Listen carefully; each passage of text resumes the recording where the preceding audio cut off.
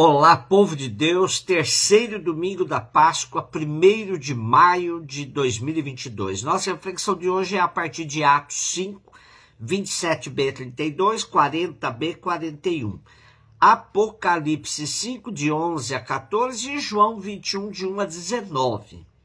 Nosso trecho de hoje dos Atos dos Apóstolos faz parte de uma secção que compreende os versículos de 17 a 42 do capítulo 5 e mostra a reação do sumo sacerdote que fala em nome do Sinédrio e de Pedro, que é o porta-voz dos apóstolos.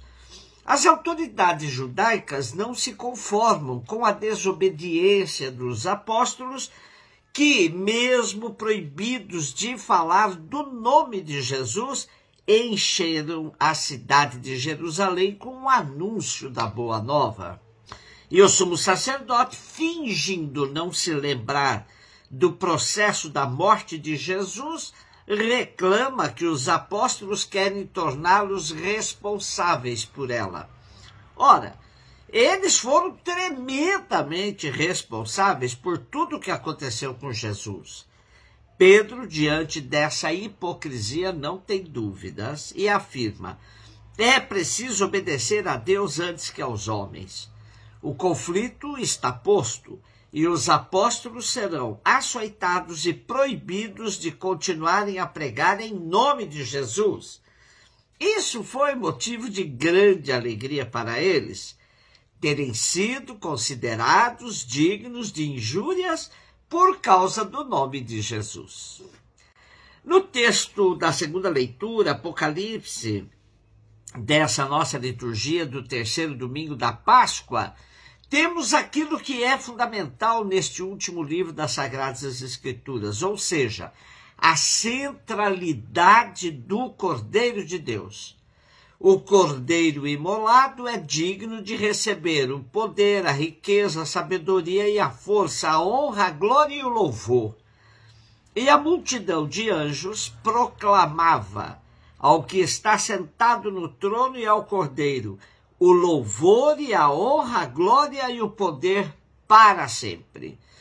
Essa mensagem do Apocalipse chama a atenção para a manutenção do foco naquilo que é essencial para a fé, que ajuda a resistir em tempos de perseguição. O Cordeiro de Deus é o centro de nossa vida, agora e para sempre. João 21, de 1 a 19.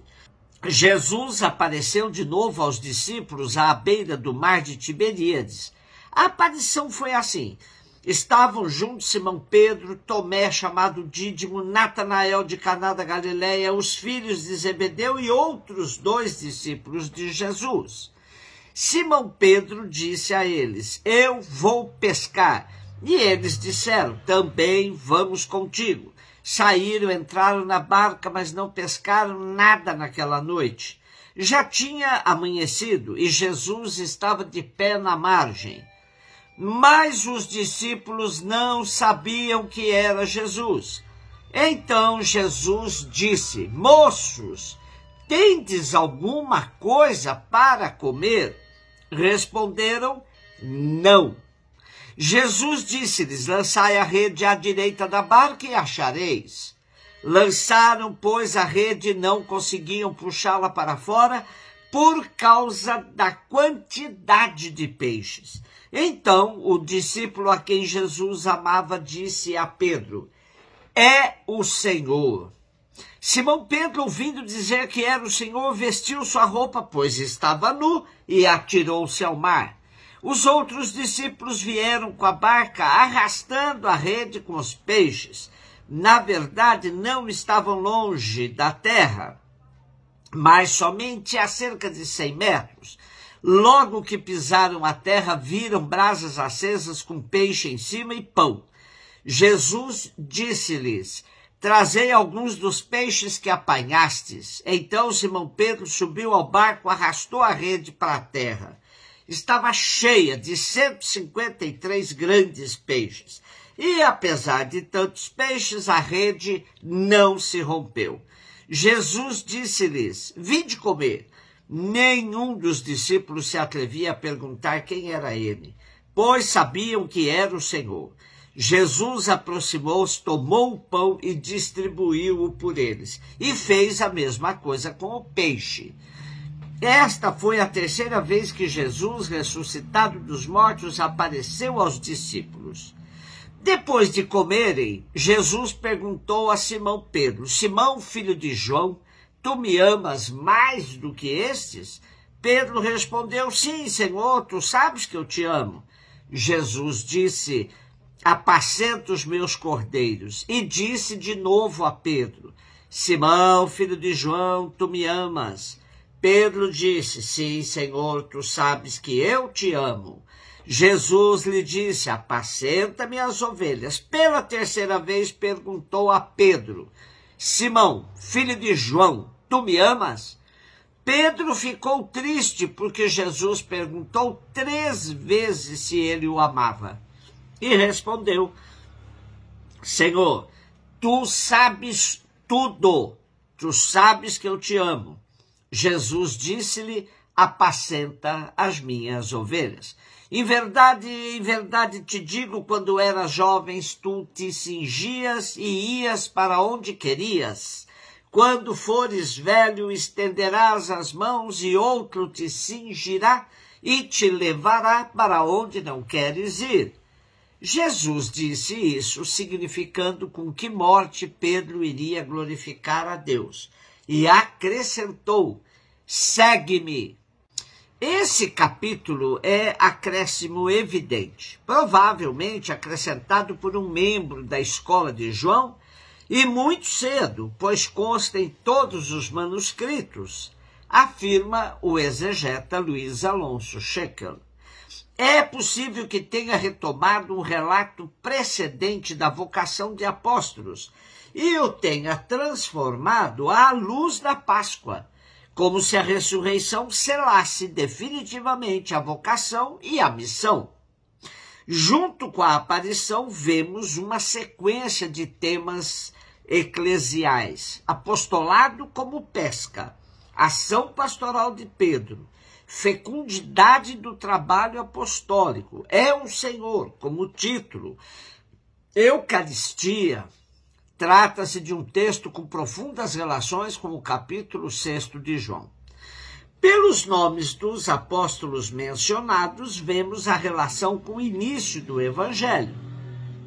Também pela localização na Galileia, há coincidências com outros relatos, outras tradições.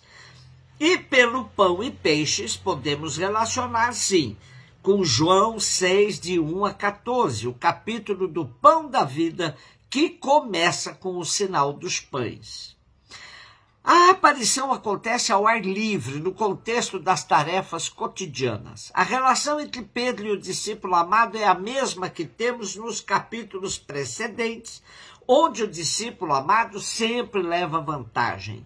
Além das imagens já usadas de pesca e de pastoreio, o relato é repleto de detalhes simbólicos. A noite e a manhã, a rede que não se rompe, nudez e veste de Pedro, navegação e margem.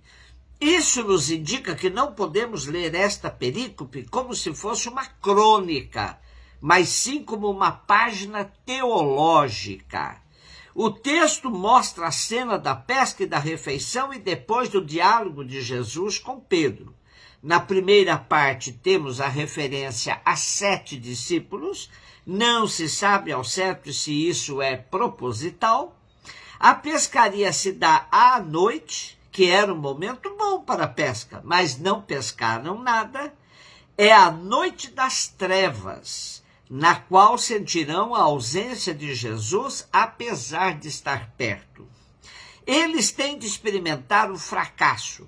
Sem Jesus, nada podem. Amanhã é tempo de graça, como diz o Salmo 90, sacia-nos pela manhã com tua misericórdia.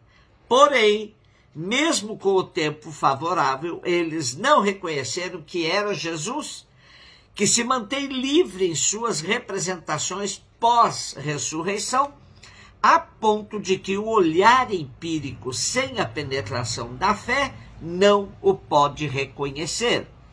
Mas, outra vez, o ressuscitado se manifesta na fertilidade da pesca e na concretude, pedindo algo para comer, um complemento para o pão, que aqui são os peixes. Pedro põe o manto e depois se joga na água.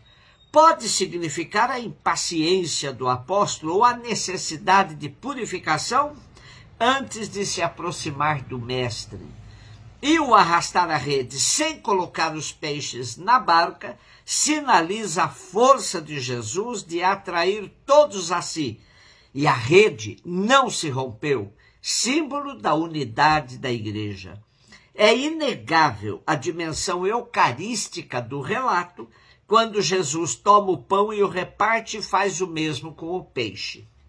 Já o diálogo com Pedro faz ressonância com as 3 negações, que aqui ficam canceladas com as 3 declarações de amor do discípulo pelo mestre. E o texto ainda faz uma referência ao martírio pelo qual Pedro terá de passar, quando não mais tiver autonomia para decidir, pois outros o cingirão e o conduzirão à morte.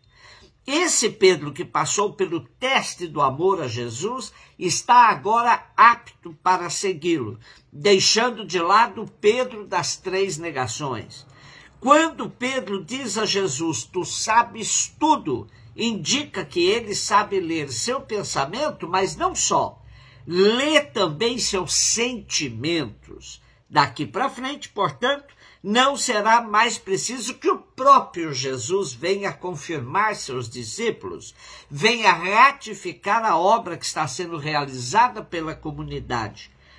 A comunidade, sob a liderança de Pedro, deverá testemunhar a presença do ressuscitado no meio de todos os que se dispuserem, junto de outros, a seguir Jesus.